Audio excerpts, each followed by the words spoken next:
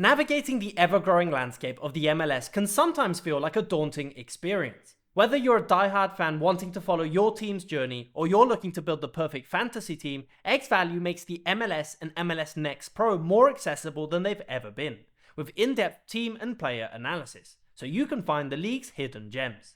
You can track each team's performance and see which teams are over or underperforming by using advanced metrics such as expected points and expected goals. You can also see how each team ranks in dozens of metrics, on anything from shot quality to pressing intensity. By selecting any team, xvalue provides you with the most important metrics at a glance, helping you understand their current form, how they create their chances, and what their potential weaknesses could be. Your analysis won't be limited to teams, and every single player has their own unique profile, allowing you to see how they rank compared to teammates or other similar players. To mark the beginning of the MLS season, you can get your first month of xvalue for just $1.99, including a complete guide to the MLS at no extra cost, with code MLS Fantasy at checkout. In fact, to show you how useful the xvalue platform can be, I sat down with ex-pro midfielder Patrice Bernier, with over 50 caps for the Canadian national team and over 400 club appearances. By combining Patrice's experience as a player and a presenter with the most advanced data available, we've handpicked the players to watch this season, along with some up-and-coming talents you certainly shouldn't miss. Stick around to the end of the video for more information on how these picks can help you create an unbeatable fantasy team. Patrice, thank you so much for joining me. Thanks, Cormac. It's a pleasure to be part of this FootballMeta. I've seen some of your videos, and now I get to share a bit part of your storytelling. Oh, thank you. I really appreciate it. It always means a lot to hear professional players have seen my videos. It's always quite mind-blowing to me. No, it's really interesting because, of course, you explain certain things, and for somebody that doesn't follow every league or every aspect, it's always good to have an insight on what's happening with coaches, players, leagues, and especially now with data-driven, you have information that proves the arguments or disproves sometimes certain arguments. Definitely. So I'm curious, as you were a player at an extremely high level playing for the national team, how prevalent was data when you were a player, and how do you think it's changing the modern game? So as a player now, having access to all your own statistics, how impactful do you think that is for a player? It's really important because back then, the only statistics were the basic ones, possession, shots, and everything. So it painted a picture of the game to somebody that looked at it. My father was abroad by then, and it wasn't like here. He couldn't watch the game, so he just went with the stats. So he would say, oh, you guys played a good game according to the stats, but it didn't really say so.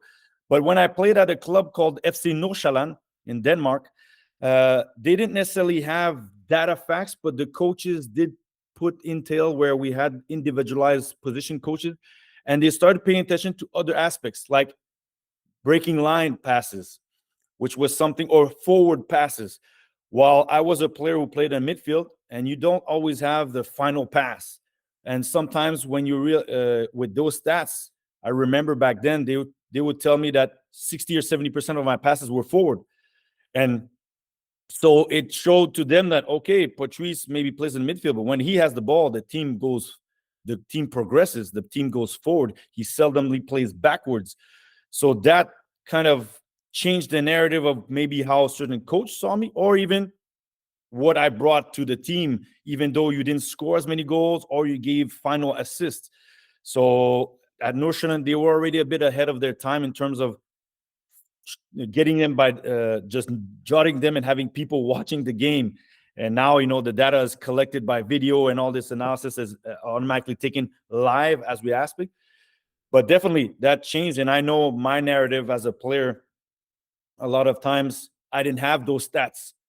And when you look at some of the stats as I finished my career, people realize, hey, you know what? When he has the ball, things happen, even though you're not the final third guy, the guy who finalizes the actions with that final pass or that shot or scoring goals. So it gave more relevancy to a player like Sergio Busquets, where people go like, yeah, he plays in the midfield, but what does he really do? Yeah, he wins the ball back without going into duels. He's very smart without the ball. And when he has the ball, he doesn't lose it, and he plays it in the right pockets. So data now has completely change the perspective of certain types of players, and maybe to the more, I won't say smarter players, but players who play the game differently from what we're visually looking at games. And we're like, because what we look at first and foremost, do you dribble? Do you tackle? But then there's other parts in between there that are relevant. And Sergio Busquets, or even part of my career, it validates why a coach uses you more often, while fans look at it and see, what does he really bring to the team? Yeah, definitely. I think from what you were saying, data has come a long way from possession and just shots and the basic metrics. And it's good because it can give a lot of credibility to players that maybe aren't scoring or getting assists every weekend. And it can give you a really good detailed understanding of like hidden things that a player can do. And it's exactly that, and it's exactly using all this data that we've been able to compile a few lists for our viewers today, covering some different types of players that we think are going to have a really impactful season. And we're going to start with some hidden gems. So we've selected 5 players that we've taken from the MLS Next Pro that have had the call up to play, or some of them have actually already had a couple appearances within the first team that we think are going to have an extremely important season with their team. So these are the 5 names that we've selected based on all the data that we've collected. Patrice, is there any name on this list in particular that really stands out to you as someone that we definitely need to keep an eye on? I would say definitely at the bottom of the list, where you look at Esmir Bajraktarevic, 18 years old, playing New England Revolution. Interesting because he was MLS Next Pro, but it looks like he might actually start games in MLS this year. So he's a kid that, people may not know well right now, but you're going to hear the name a little bit more. And who knows, if he plays really well, attraction from clubs in Europe will quickly arise. But that's a player you want to watch, who last year played significant minutes in MLS Next Pro, but is looking like he's making that step into MLS. And he actually might be a starter for the New England Revolution. So a hidden gem, definitely a player to watch. And there's Levante Johnson, who's in Vancouver, who's played a few minutes with the first team, but had a fantastic season in the MLS Next Pro. And you see those are the players that are knocking at the door and showing the reason why MLS Next Pro is utilized, because not everybody is ready at 18, 19, 20 to be a first team player. But definitely the MLS is telling you, okay, some guys who are late developers need that step. And then when they make the jump, they're ready. And Levante Johnson is definitely a player to watch at Vancouver Whitecaps too. And maybe this year he'll be having a lot more minutes with the first team. I think the name on this list that really stands out to me, simply because of his age, is Julian Hall for the New York Red Bulls. By far the youngest player on this list at just 15 years old. And he's already had a couple appearances, or at least one appearance with the first team, which is just mind-blowing to think that players this young are breaking into the professional scene. And although he's only made around 10 appearances. He ranks in the top 90% for a number of different metrics, from XG to open play expected assists. So he's doing extremely well for his team. He's proven to be a really dangerous player, and we hope and we think that he's going to be someone that really stands out this season. Yeah, definitely Red Bulls, knowing that they have an academy, a system that actually allows a lot of opportunity to young players, and being 15 years old, that's very young, but it shows that he's showing maturity and potential. And definitely they're going to let him grow as fast as or as slowly that he needs to. But yeah, at 15, that's a kid that you want to be paying attention to, because who knows, in a year or two, he could be the next Tyler Adams, who started at 16, 17 for the Red Bulls. And we know where Tyler Adams is now, and actually a stellar player for the U.S. men's national team. So watch for this kid Hall also at Red Bulls at 15 years old. I remember when I was 15, I was definitely not playing in the pro ranks at that time.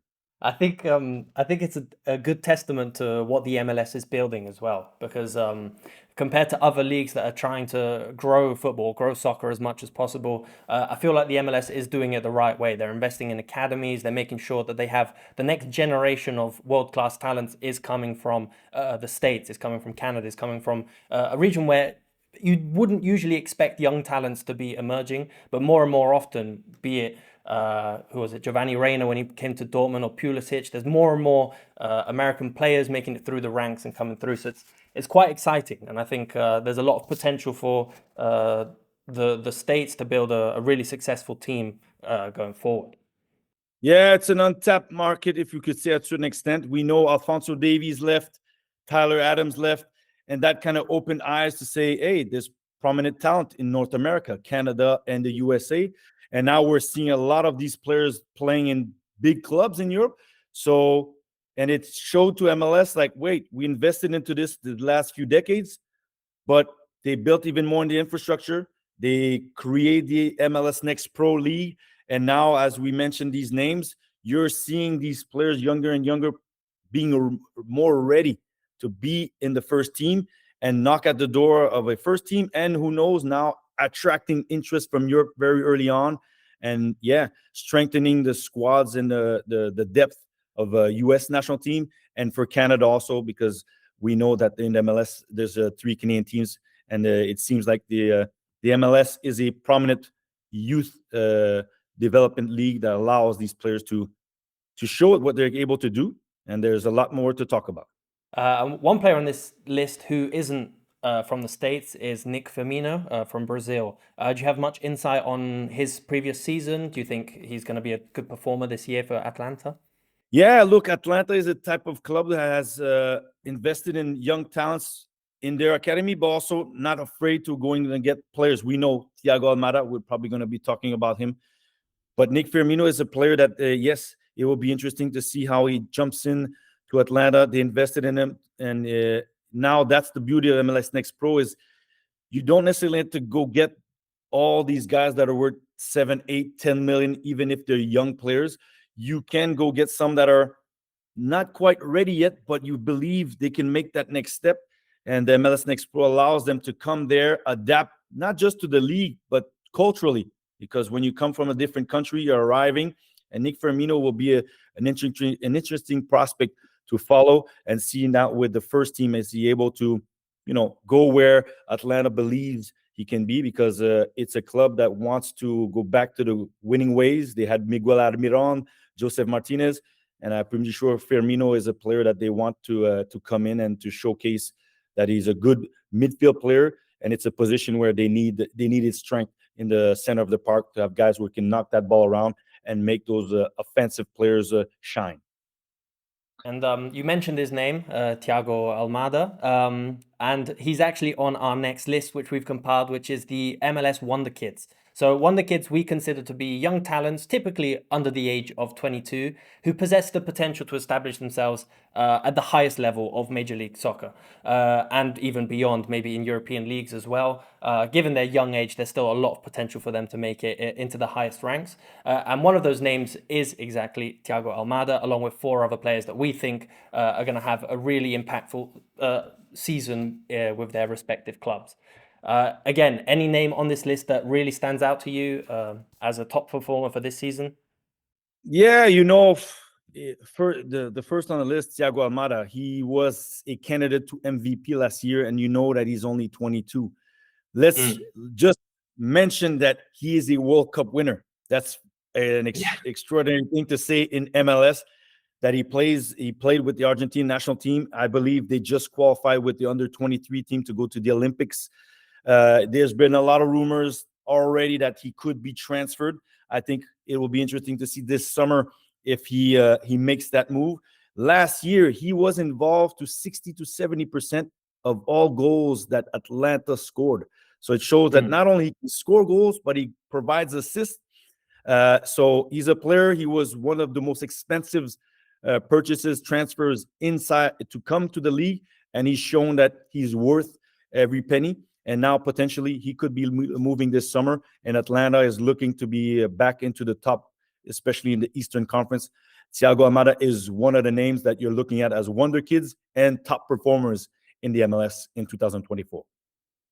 Yeah, definitely. I think just looking at the number of assists, 16 assists last season, absolutely incredible. But not only that, is his expected threat, so how much he helps a team gain ground on the pitch. It's 94 successful dribbles. He's just proving to be such a good all-round dangerous player, and definitely worth the purchase, especially after his first season. I think the data suggests that he's just going to continue along this trend and continuously improve as well. So just a reminder as well, the list of metrics in which, for example, Thiago Almada is ranked extremely high is endless, and you can find a detailed breakdown of everything every player that we mentioned in today's episode in the description down below. Detailed breakdown of all the players and the top 11, along with some tips for crafting your perfect fantasy team as well. Next player on the list, we have Russell Rowe, 21 for Columbus Crew. Patrice, do you have any more insight on this player? Yeah, this is a guy who has tremendously progressed in terms of he was a Columbus Crew 2. We know that they won the league in MLS Next Pro 2 years ago. They were in the final last year, but he jumped into the first team in MLS. Had already significant minutes with the Columbus. We know Columbus is the champion of the MLS of the 2023 season. He's a young player. He has Cucho Hernandez in front of him. Yes, candidate MVP, but that means at Russell Rowe, they signed him to the first team, showing that they believe in his promise to carry what he's done in MLS Next Pro to the MLS. And with the short amount of minutes that he had, he's already proven that he can come and tally some goals and that he can be a threat. And at only 21 and not yet a full season in MLS, this is a kid that Wilfred Nancy as a head coach can say, who do I have come off the bench that can bring something different? Because as champions, they'll be looking at us very closely and tightly. And Russell Rowe in front, he has pace. He's able to get into the box. And I think he can bring that unpredictability that Columbus needs in this second year after now being champion, because we all know the eyeballs will be looking at Cucho Hernandez and what he can do. But Russell Rowe can probably come off the bench and who knows, become a starter by the end of the year in the 2024 season and help Columbus Crew retain the title. I think what's interesting about Russell Rowe as well is his ability to play in more than one position as well. So he can play as a backup striker to Cucho or potentially out wide as well. There's a lot of different options that they can use to exploit him. And definitely at the age of 21, there's a lot of potential for him to have another really big, impactful season starting on Thursday, really. And then we have Bernard Kamunga for FC Dallas, another player that we think is going to have a really exceptional season. Yeah, another player, like when we're talking about these guys, is definitely they've just jumped into the scene. So they haven't had that year. They're not like Thiago Almada. He's already a confirmed talent. We believe he'll be on his way out of the league if he continues out. These guys like Kamunga, they've just joined the team last year, playing few minutes here, getting accustomed to the league, but he already had 6 goals in the 6 starts last season. So it tells you that these guys got something, and with more minutes and maybe fighting for a spot as a starter, then the FC Dallas will be able to count on him to be a prominent goal threat in terms of maybe not just scoring, but creating opportunities. And then who knows, because FC Dallas is known to be a club where young talents move on to another club. We've known that they've sold quite a few players, Ricardo Pepi being one not too long ago. And Kamunga, 22, already at his first year, 16 games played, 6 starts in MLS, and he already had 6 goals. So it tells you that with a short amount of what we would say in terms of his status of what he's done in so much amount of time, 495 minutes. Imagine if he plays 1,000-something minutes, what he can do and be one of these wonder kids in 2024. Yeah, all these players are really exciting I'm really curious to see how they get on if the data points in the right direction. I'm sure it does, absolutely. So next up, we have a complete midfielder, just like yourself, Diego Luna for Real Salt Lake. Is this something, as a midfielder, I'm sure you recognize the true strengths of a player in this position? Yeah, Diego Luna is really interesting because he was with the U20 national team, U.S. national team. He didn't necessarily start last season, but once he got his shot, he started taking the reins of a team who has a lot of young talents. But Diego Luna started showing that he's an offensive type player, a creator. He likes that final pass. He is a bit tricky. He likes to dribble. And he's shown, and he got the confidence of the coach by the end of the season because he was starting to be a regular starter. So at already 20 years old, he's one other player to look out. He plays out in the West where Kamunga is in FC Dallas, because Real Salt Lake is in the Western Conference. And I'm curious to see if he can maintain a second year, because he really had a very promising full season with Real Salt Lake. And who knows, another young player that if he performs well, definitely there will be eyeballs.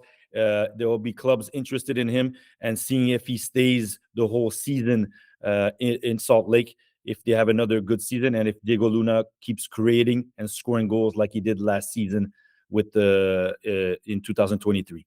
The last player on this list is someone who's coming back from injury. So a bit of an uncertainty because we're not entirely sure how a player always recovers after injury. It's always a bit of a question mark on their performance. But nonetheless, we think that Halliday is going to have an excellent season. As a fullback, modern fullback, overlaps on the flank quite frequently. Do you think this is a player that can have an impactful season? I'm hoping for, because definitely, like you mentioned, he was injured. But before the injury, let's not forget the ones who follow the MLS. Orlando had a right back called Ruan, who then was moved on because they felt they had a player who could do what he does, but much younger. And Halliday is a player that on the right wing, he has the energy, the volume to go up, to be not necessarily a threat, but definitely use the width and bring pace down that right side and bring those crosses. And we're hoping that from the injury, he'll be able to recover. And since he's young, normally we assume that they'll be able to come back to who they were, and who knows, even be better, because at 21, he still has a lot of room to grow. And I'm pretty sure that if he's maintaining, and Orlando is going to be a team to watch in the Eastern Conference, because last year they finished second. Halliday is definitely a young player that wasn't on the radar a year ago, but the minute he popped in, he created interest, and people were paying attention to who was this young player down the right flank, who is able to pretty much replace Ruan, who was their right back for several years at Orlando.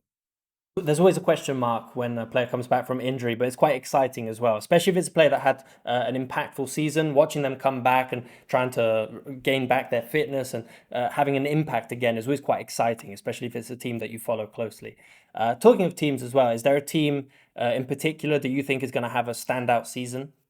Standout season, that's going to be really interesting, because 2024 was probably the biggest transfer window in January for MLS. A lot of clubs went out and spent big, meaning more than the usual. Now we had a lot of players between $5 to $10 million who were brought into the league. I look at Colorado, who went to get Georgi Mihailovic, Zach Stefan, who was at Manchester City. Georgi Mihailovic was at AZ Alkmaar in the Eredivisie. And these guys were in MLS, but they're young players that are also U.S. national team players, and brought them back. Colorado will be really interesting because they weren't a club that usually spent this much. They spent $3 million on Georgi Mihailovic. So they're showing that the last few years they struggled, but they want to get back. So definitely a team, Colorado, to watch as they are reconstructing with some young American players who went abroad but now are brought back into the MLS. And we'll see how they fare in the 2024 season. So Colorado, one team to watch on the western side. Eastern side, I would say, there's always a lot of teams. Chicago spent big. New York, Inter Miami, definitely we know why, because Lionel Messi is there. But they're an aging team that I believe will have a somewhat season, but they'll have the experience to make the difference when it counts. So in Leagues Cup and maybe in the playoffs. So everybody's going to have the eyes to see how Inter Miami is going to do this year, because Lionel Messi is there, but you have Sergio Busquets. Now you have Luis Suarez, and you have their good friend Alba also is there. But they went to get Julian Gressel, who is a very good player in this league. So Inter Miami is a team to watch already, because Lionel Messi is there. But will they be who everybody expects them to be? So one of the premier teams, having not made the playoffs last year and being a very struggling franchise in the last few seasons. It's exciting. It's always fun. There's definitely going to be a lot more eyes on the MLS simply because of Messi, Suarez, Alba, and Busquets. So it's exciting to see how they're going to perform with a full season in control to get with the rhythms of the league as well. Because by the time they joined last season, the season Inter Miami season had already basically been called. There wasn't much they could do to improve their standings too much. So I'm interested to see how they fare with a whole season to reach the heights that we're used to seeing them play at. And so our list of Wonderkids doesn't end there. And Patrice, you've prepared a list of 3 names that we should definitely pay attention to as well. So these are the 3 players that you think are going to have an impactful season this year. Do you want to walk us through your list and your picks? Yeah, Dylan Borrero. As you know, most people may know Tejan Buchanan, who went from New England to Club Brugge and now playing in Serie A at Inter Milan. Dylan Borrero was brought in to replace him. And at the end of the day, it was almost if it was Tejan Buchanan never left, because Dylan Borrero is a winger who's very exciting, explosive. Unfortunately, last year, after starting very well, he got injured. And we're looking forward, as we spoke about Halliday, that if he comes back at 22, the promise that he showed in the very few games and minutes, that he's able to be that type of player for New England. And the minute he left, New England wasn't the same offensively. So Dylan Borrero is a player to watch. If I go with Brian Gutierrez, he's already shown that he's a good player and maybe a wonder kid that we were talking about before. But last year, he showed that even though Shaqiri is on the team, things went well when Brian Gutierrez played well. So now this year, can he confirm the same type of season? Can he become the main man as he was a young player? So not all the pressure was on him, but now coming into this second season where he proved that he is a starter, will he be able to bring Chicago to make the playoffs? So one young player to watch. And we finish with Noel Buck. As you can see, he's 18 years old. He already played last year. He was with the U.S. national team in January in camp. He's already got some national team caps. And definitely a young player that New England is looking to and found a way to put him on the field. We spoke about Barak Taravic. That was a young player, gem to watch. Noel Buck has already been playing. So he's a player that we're going to pay attention to. And who knows, if he plays really well, definitely this summer, people will be paying attention to a kid who's 18 years old and who's already had a full season in MLS. And we're not just going to see if he can confirm his performance and why not grow and create a traction for himself and have a stellar season, because New England needs this type of player to perform to have a better season that they had last year. Do you see any of these players eventually breaking out of the MLS as well, maybe playing for some teams in Europe? Yeah, definitely. I'm looking at Noel Buck as a midfielder. He's a type of player that I think right now, 18, already started at 17 years old, having a full season. I look at people maybe pay attention a lot more to when you're a lot younger. It's not that Brian Gutierrez and Dylan Borrero can't do it, but when you're 18, people are already saying, oh, at 18, he's already doing something that most players are doing at 20, 21, 22. So definitely, if this season he starts off very strong, by this summer in July, I wouldn't be surprised that we hear interest and his name starts popping here and there of a player that people have interest because Noel Buck is a very young, promising talent. Definitely has the potential to go to Europe. Perfect. So with these wonder kids and hidden gems, we've also used all of the data at our disposal to handcraft the top 11 for the upcoming season. Now, a lot of these players will be familiar. We've spoken about a couple of them in our ones to watch. But is there any player on this list that you think especially stands out that deserves more recognition? We're not going to talk about Lionel Messi because I pretty much think everybody knows who he is and what he brings to the table. I think everything's.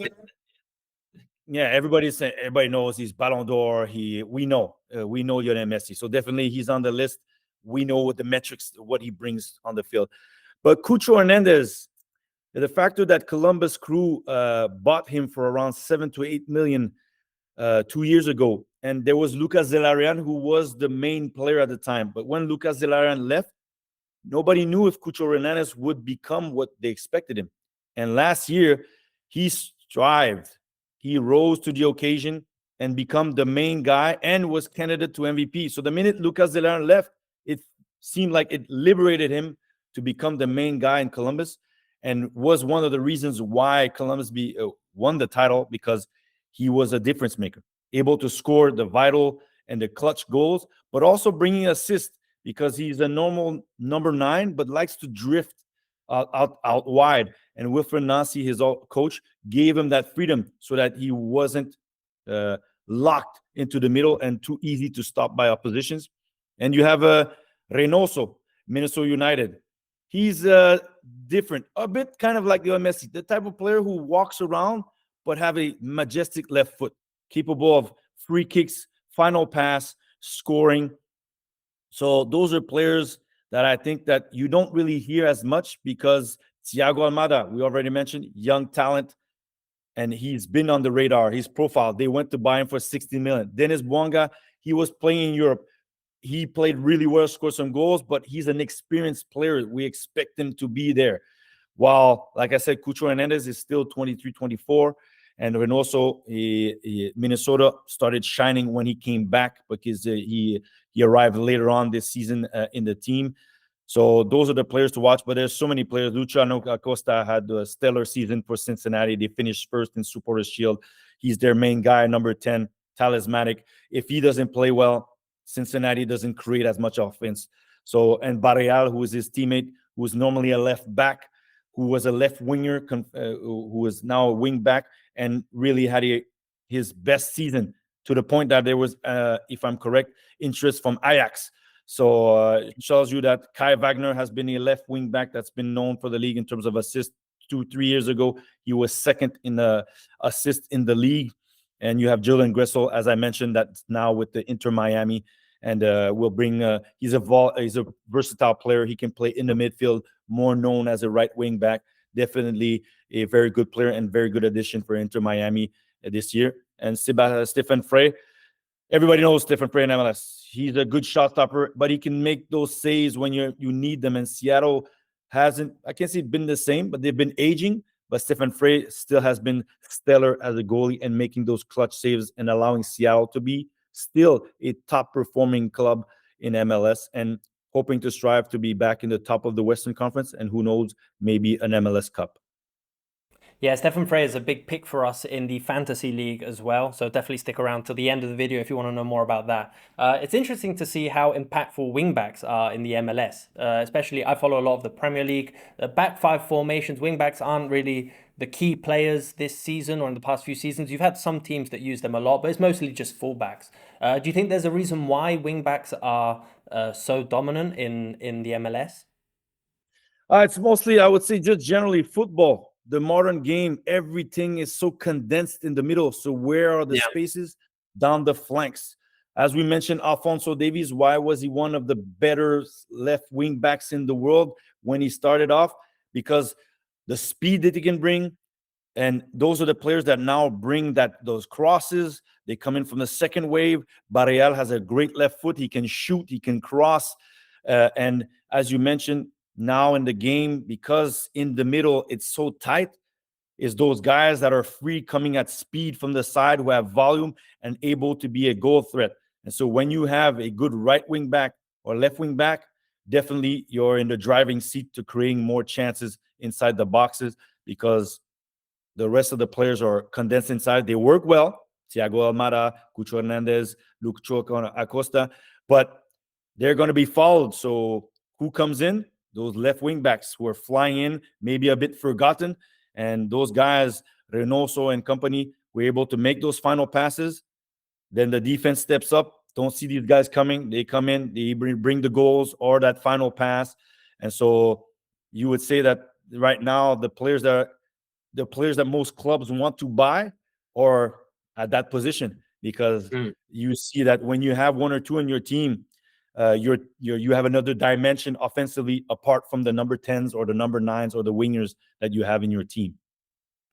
Yeah, that's really interesting. It reminds me a lot of maybe Italian football as well. A team like Inter with Federico Di Marco on the left flank. Because Italian teams, they love defending, they love closing down the center of the pitch, that you get so much space on the flanks for these quick players to overlap. And yeah, like you said, it seems like sometimes they just get forgotten within the system, or it's difficult to understand who needs to pick this player that's overlapping on the flanks up.